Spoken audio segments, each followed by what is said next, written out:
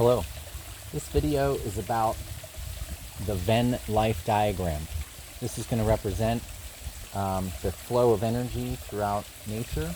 I'm out here at a waterfall and I've been observing nature today, which I suggest that everyone does, to try to find things that are patterns that actually resonate with you, and those patterns will be similar to what you are also dealing with in your social life and in your professional life. So what I'm going to talk about here today is that we have a couple of animal stickers left. I get these stickers at the Dollar Tree or at the Joann Fabrics. And what I'm trying to illustrate here is that these animals, so I have a fox, okay, we'll put a little circle around the fox. I have a deer, so we'll kind of follow his vibration as far as what his energy looks like.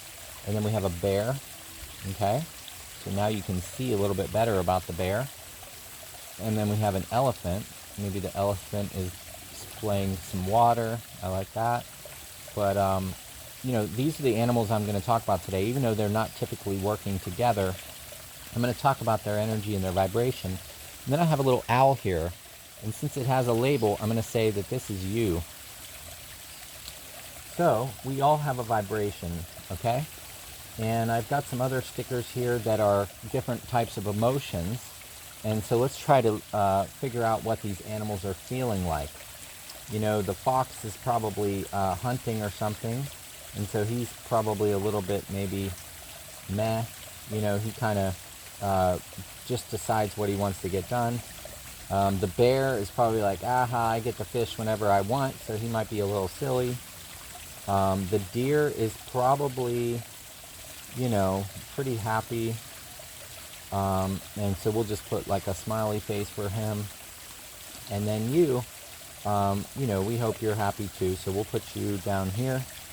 And the elephant, as far as the elephant, I'm sure he's happy too. So anyway, there's all different types of vibrations that could happen. I just picked these.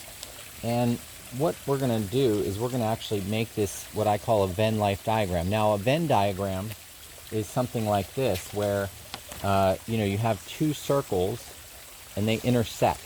And so this is called a Venn diagram. And basically these things could be unique to you. So like, let's say your personality or your character, okay, your morals and your you know, the different things that you believe in.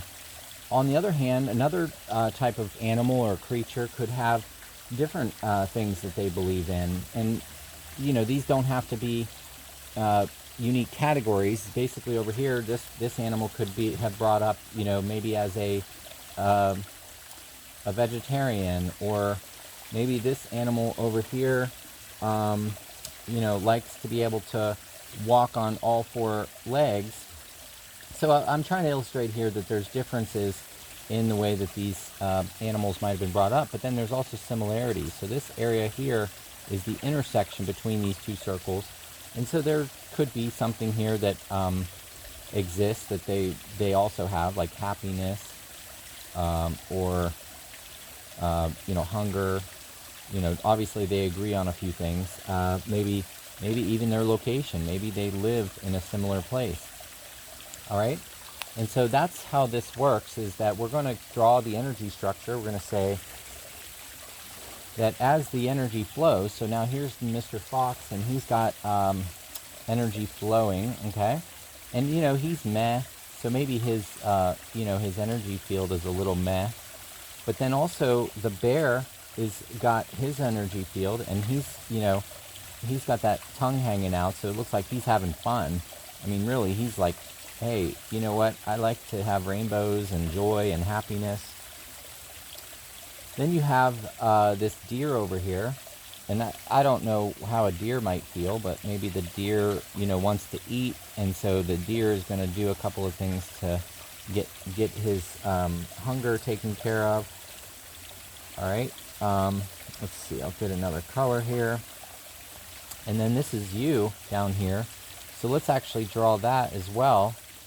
And since you're loving life, you've got these heart eyes, you know, maybe you're expounding outwards towards others, and you're, giving different things. All right. So let's do one more here. Here's the elephant. And the elephant is, big and large. I mean, the elephant's got that big, happy smile. So the elephant's definitely like taking up, more space. But they all kind of flow and blend together. So the purpose of this type of exercise is to really understand that when the energy does intersect or collide, there could be, some problems. Maybe the fox says, hey, the bear is taking my fish. I don't know if foxes eat fish, but, the idea would be that the bear might run away. So, like, because the fox is putting his mean teeth on or something, right? So if the fox has those emotions, the fox is maybe taking up more territory than he normally does because he's wanting to eat what he wants to eat and doesn't want to share it with the bear. But then the bear, on the other hand, might say, well, I like to enjoy life, and I like to go out and find things, so I'm going to just work on my ability to expand my territory as well. And you can see here, as these lines intersect, what I'm trying to illustrate is that there's just a difference between the way that the energy flows with different animals and their emotions and their different types of behavior. And so depending on how they were raised, or how they were interacting before, you actually could see a pattern in terms of their behavior over time. It's like, even with humans, they've done studies that show that in your early childhood, you have some behaviors that you learn, and those behaviors pretty much stay with you for your whole life. And so that's what I'm trying to think about here is that all of these different behaviors that these animals have is natural. Like, let me give you a couple of examples. Like, today I was in the woods and I heard some frogs, and they were making some noise. And on one side of the creek, they were making noise, but then they stopped. And then on the other side of the creek, the other frogs started making noise. So that was interesting to me, because it seemed like they were almost communicating across this river or across this creek. And that actually struck me as odd, because I was like, well, do they know each other? Like, what are they saying? Like, are they actually going to say, like, hey, this is where the better food is, or, whatever's happening there? So they might have been communicating with each other because they were taking turns talking across the creek. But my point is, too, I don't think the frogs necessarily go across the creek. Like, it's not like they've met before or anything. They're just like talking back and forth across this creek, and then eventually they just get the information that they need. So that was pretty interesting. Another interesting observation that I had recently is that I see these ducks along the side of the road when I'm driving home, and I see them in this little puddle. I mean, it's like maybe a 10-foot puddle of water by this guy's mailbox, and I'm like, wow, the ducks love this puddle, And I'm like, meanwhile, across the road, there's a whole lake. There's like a whole entire place for them to be. And, but they're happy with their little puddle. And so what was interesting to me about that is that the ducks basically felt something that they needed to be in that location. I don't know if it was a smell. I don't know if it was something that they felt was the warmth from the earth right there. Maybe the energy was emanating from the earth in such a way that it created like a vortex, and they were able to find peace in staying in that puddle. But, the whole thing is that there's nothing wrong with this. So maybe, another thing is maybe that there was too many ducks in the lake, and now those ducks kind of went on the outskirts. That's what I'm saying about this diagram too, is that you could end up finding a sanctuary or a place out on the outskirts that you like, that is peaceful. I mean, you basically have everything that you need right there. And if you don't need to go anywhere else, you just stay right at that lake or puddle. Okay? So my analogies here are that you can observe in nature the behavior that would be occurring, and you should try to do this and try to maybe illustrate it on paper or take some notes.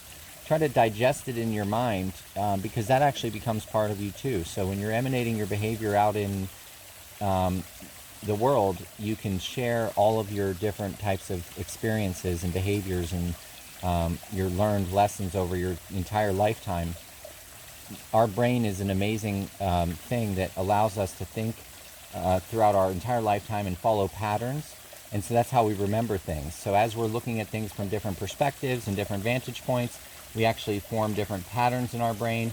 And we use those patterns to compare new experiences. We actually say that if we did this before this way, we might be able to do something the same the next time. But we also can make adjustments to those patterns and say, we branch outward, or we do other things that maybe we saw these other animals doing. So that's what this diagram is about. All right, thanks for listening.